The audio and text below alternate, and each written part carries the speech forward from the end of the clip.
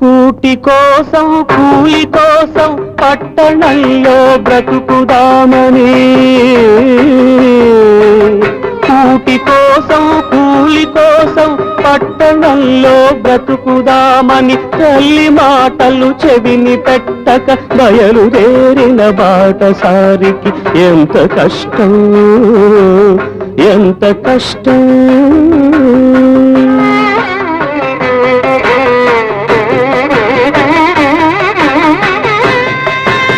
3 రోజులు ఒక్క తీరుగా నడుస్తున్నా దిక్కు తెలియక నడి సముద్రపు నావరీతిగా సంచరిస్తూ సంచలిస్తూ దిగులు పడుతూ దీనుడవుతూ తిరుగుతుంటే